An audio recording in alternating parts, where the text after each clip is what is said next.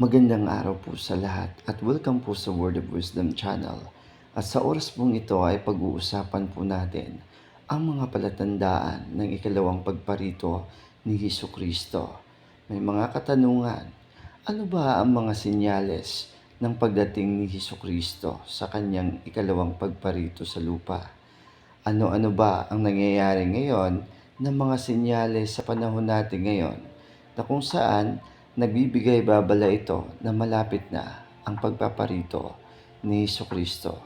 Pero bago po natin pag-usapan po yan, ay inanyayahan po namin kayo na pindutin ang subscribe button o mag-subscribe sa ating channel upang sa ganon na maging updated po kayo sa mga totoong pangyayari o senyales ng pagpaparito ni Hesukristo at mga milagro na nangyayari sa ating panahon po ngayon. At kung napindot nyo na, ay magpatuloy na po tayo. Siya nga pala, ang impormasyon pong ito ay kinuha sa isang librong Gospel and Principle ng The Church of Jesus Christ of Latter-day Saints, kung saan ang isang propetang si Joseph Smith ay nangusap kay Hesukristo at binalaan ni Hesukristo si Joseph Smith at binigyan ng mga impormasyon na maaaring makatulong po sa ating panahon na maghanda sa kanyang ikalawang pagparito. Si Hesukristo ay magbabalik sa lupa. Sinabi ng tagapagligtas kay Joseph Smith, "Aking ipakikita ang aking sarili mula sa langit sa kapangyarihan at dakilang kaluwalhatian at mananahanan sa kabutihan kasama ng mga tao sa mundo ng 1,000 taon at ang masama ay hindi makapananatili." Sa loob ng libo-libong taon, inaasam ng mga tagasunod ni Hesukristo ang ikalawang pagparito bilang panahon ng kapayapaan at kagalakan.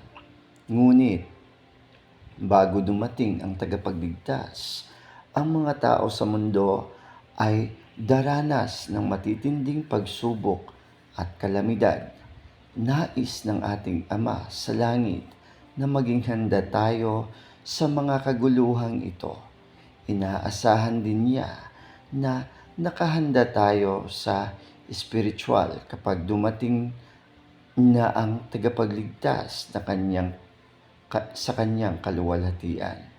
Dahil dito, binigyan niya tayo ng mga palatandaan na mga pangyayari magsasabi sa atin kapag malapit na ang ikalawang pagparito ng tagapagligtas. Sa paglipas ng mga panahon, inihayag ng Diyos ang mga palatandaan ito sa kanyang mga propeta. Sinabi niya na malalaman ng lahat na matatapat na tagasunod ni Hesukristo kung ano ang palatandaang ito at hihintayin ang mga ito. Makikita ito sa Doktrina at Mga Tipan 45 verse 39. Kung tayo ay masunurin at matapat, pag-aaralan natin ang mga banal na kasulatan at malalaman ang mga palatandaan. Ang ilan sa mga palatandaan na nagsasaad tungkol sa ikalawang pagparito ni Hesukristo ay natupad na o kasalukuyang natutupad. Ang iba ay matutupad sa hinaharap. Kasamaan, digmaan, at kaguluhan. Marami sa mga palatandaan ang nakakatakot at nakakakilabot. Nagbabala ang mga propeta na daranas ang mundo ng matinding kaguluhan, kasamaan, digmaan, at kahirapan. Sinabi ni Propetang Daniel na ang panahon bago ang ikalawang pagparito ay magiging panahon ng kaguluhan na hindi pa kailanman nararanasan ng mundo. Makikita ito sa Daniel section o chapter 12 verse 1. Sinabi ng Panginoon, ang pag-ibig ng tao ay manlalamig at ang kasamaan ay lalaganap at lahat ng bagay ay magkakagulo at ang takot ay mapapasalahat ng tao. Aasahan natin ang mga paglindol, sakit, tagutom, malalakas na bagyo, mga pagkidlat at pagkulog. Makikita ito sa Mateo 24 verse 7 at sa Doktrina at Mga Tipan, section 88 verse 90. Wawasakin ng matinding pag-ulan ng yelo ang mga pananim ng lupa. Sinabi ni Jesus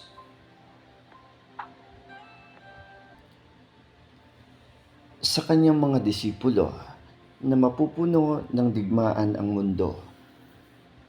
Mga kakarinig kayo ng mga digmaan at mga alingaw-ngaw ng mga digmaan, sapagkat magsisitindig ang bansa laban sa bansa at ang kaharian laban sa kaharian.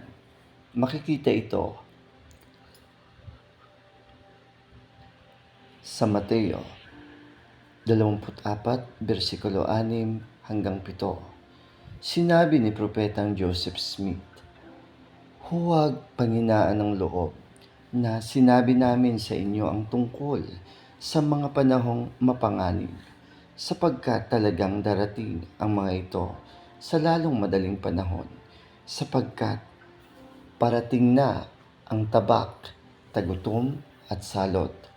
Magkakaroon ng malaking pagkawasak sa lupaing ito, sapagkat hindi ninyo dapat isipin na ang isang tuldok o kudlit ng mga propesiya ng lahat ng banal na propeta ay hindi matutupad, at marami pang natira dito ang matutupad.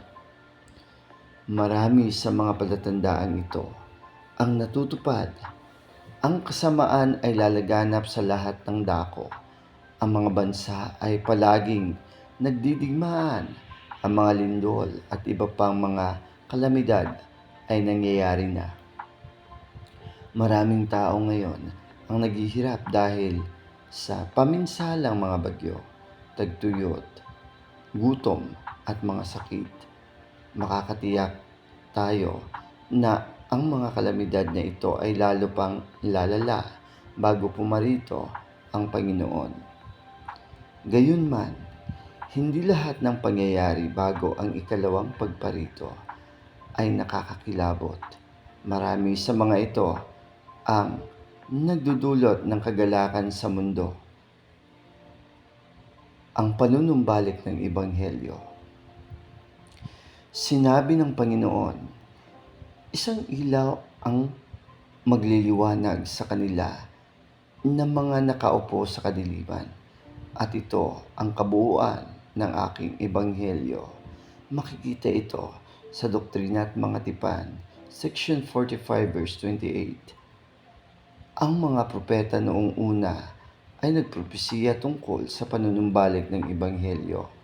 Nakita ni Apostol Juan na ang Ebanghelyo ay pinanunumbalik ng isang anghel. Makikita ito sa Apokalipsis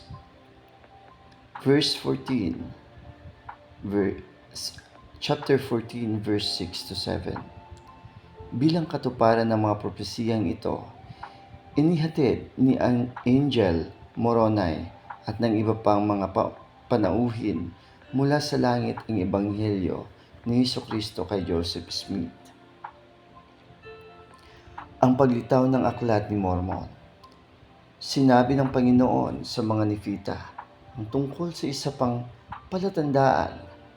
Ang Aklat ni Mormon ay mapapasakamay ng kanilang mga inapo. Tingnan sa ikatlong Nephi, chapter 21. Noong panahon ng matandang tipan, nakinita nina Isaias at Ezekiel ang paglitaw ng Aklat ni Mormon. Makikita ito sa Isaias chapter 29 verse 4 to 18. at sa Ezekiel chapter 37 verse 16 to 20. Ang mga propesiya ay natutupad na ngayon. Ang Aklat ni Mormon ay lumitaw at dinadala sa buong daigdig. Ang Ebanghelyo ay ipangangaral sa buong daigdig. Ang isa pang palatandaan ng mga huling araw ay ipangangaral ang Ebanghelyong ito ng kaharian sa mundong sanlibutan sa pagpapatotoo sa lahat ng mga bansa. Makikita ito sa Mateo chapter 24 verse 14 at tingnan din sa Joseph Smith translation ng Matthew chapter 1 verse 31. Maririnig ng lahat ng tao ang kabuuan ng Ebanghelyo sa kanilang sariling wika. Tingnan sa Doktrina at Mga Tipan, section 90 verse 11. Simula nang ipanunumbalik ang simbahan, ipinangaral na ng mga misyonero ang Ebanghelyo. Nadagdagan ang pagsisikap ng mga misyonero hanggang sa ngayon ay libo-libo ng mga misyonero ang nangangaral sa maraming bansa ng mundo, sa maraming wika. Bago ang ikalawang pagparito sa milenyo, ang Panginoon ay maglalaman ng mga paraan para ihatid ang katotohanan sa lahat ng bansa. Ang pagparito ni Elijah. Nagpropesiya si Propetang Malakias na bago sumapit ang ikalawang pagparito ng tagapagligtas, si Propetang Elijah ay ipapadala sa mundo. Ipinanumbalik ni Elijah ang mga kapangyarihan na magbuklod upang maibuklod ang mga pamilya. Mabigyang inspirasyon din niya ang mga tao na malasakit sa kanilang mga ninuno at inapo. Tingnan sa Malakias chapter 4 verse 5 to 6 at sa Doktrina at Mga Tipan section 2. Si Propetang Elijah ay dumalaw kay Joseph Smith noong Abril 1836 simula noong panahong iyon.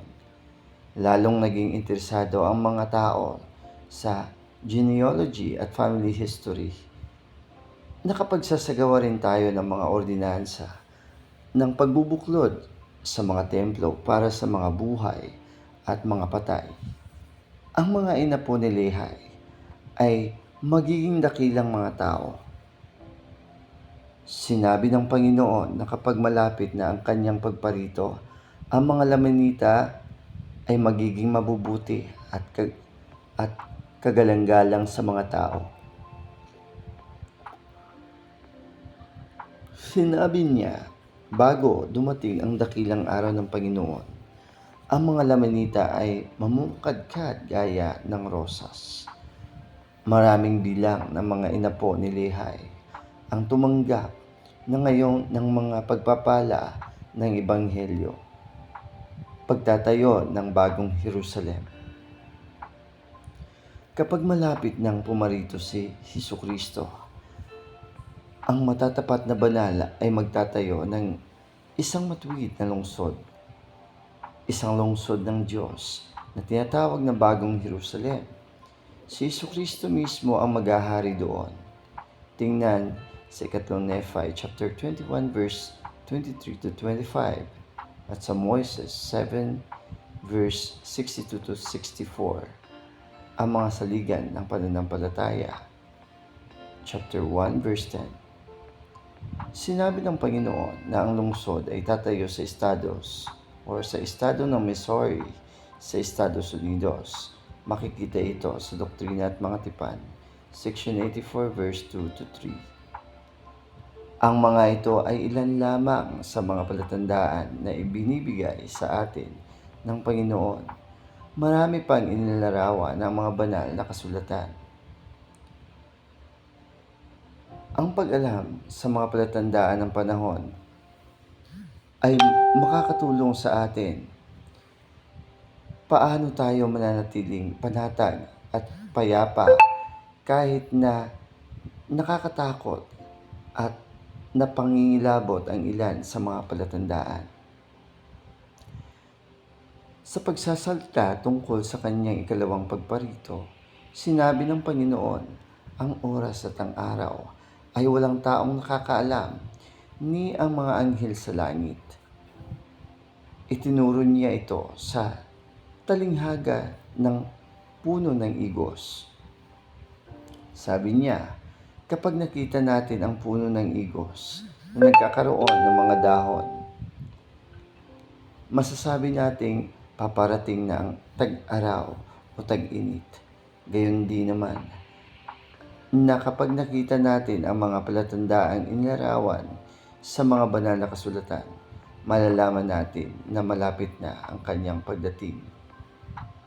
Tingnan sa Mateo, chapter 24, verse 32 to 33. Ibinigay ng Panginoon ang mga palatandaan ito upang tulungan tayo maisaayos natin ang ating buhay at maihanda ang ating sarili at ang ating mga pamilya para sa mga bagay na darating pa lang.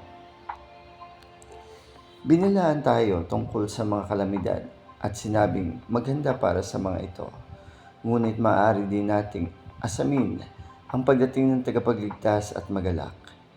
Sinabi ng Panginoon, huwag kayong mabagabag, sapagkat sa panahon ang mga bagay, ang mga palatandaan na ito ay mangyayari.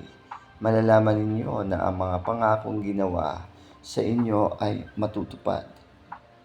Sinabi niya na ang mga mabubuti sa pagdating niya ay hindi malilipol, kundi mananatili sa araw ng yaon, at ang lupa ay ibibigay sa kanila upang maging mana.